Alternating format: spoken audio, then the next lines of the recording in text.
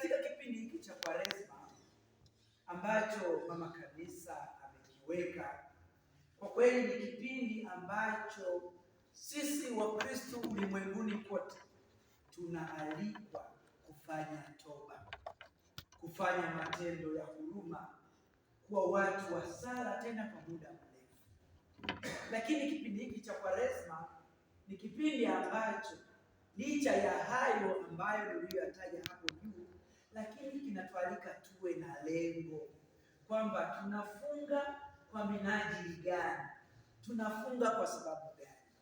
Na funga iliyo njema, wapendwa, ni funga ya toba, ni kuacha dhambi, ndio funga ya pekee.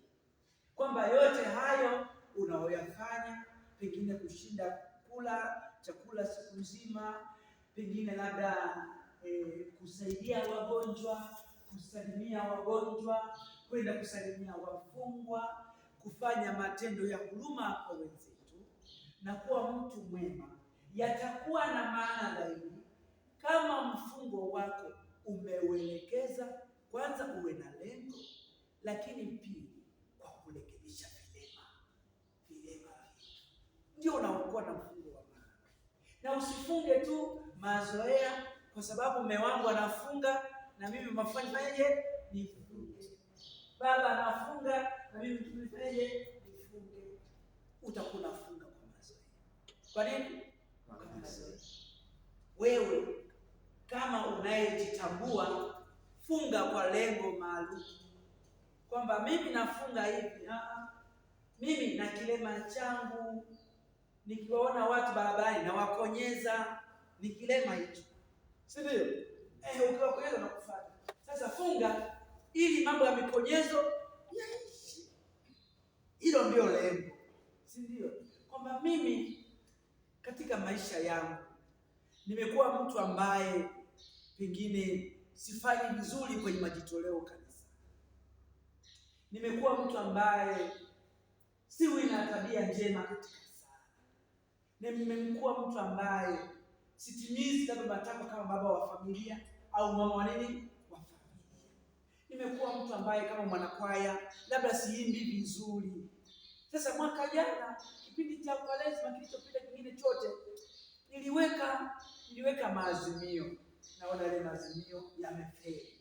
Sasa Mungu amenipa bahati nyingine tena ya nini? Ya Kwaresma. Sio mbaya ukarudia maazimio yako ya mwaka jana. Maana unajua wokovu ni mchakato, sio? Ni nini? Ni mchakato. Wokovu ni mchakato. Sio kitu cha siku moja tu kwamba mimi leo nimekuwa mtakatifu natulia. Hapana. Ni wokovu ni nini? Ni mchakato. Unasimama, unaanguka, unasimama, unafanyaje? Unaanguka. Tena kusoma historia ya watakatifu nasema.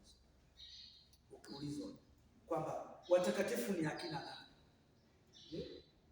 Mtakatifu ni nani? Mtakatifu ni mtu aliyekuwa mdhambi, ni mdhambi aliyeungama. Ndio mtakatifu. Ni mdhambi aliyefanyaje? Aliyeungama. Kwa kumbe katika hata yule mtakatifu kusoma historia yake ni mtu ambaye alisimama akaanguka, akasimama akaanguka, akaanguka, akaanguka, akaanguka, akasimama akaanguka, akasimama akasimama, akaanguka tena, akasimama akaanguka tena, akasimama akasimama, akawa nani? Mtakatifu. Ndio maisha yetu. Sio kadhalika kama wewe mimi sasa mimi hapa nimetazama peke yako. Hapana.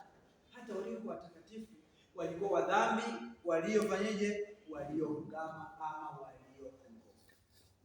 Sasa tunapopata bahati katika kipindi hiki cha Kwaresma, tunafunga nini? Si ndio? Wanangu wapendwa, wanangu wapendwa,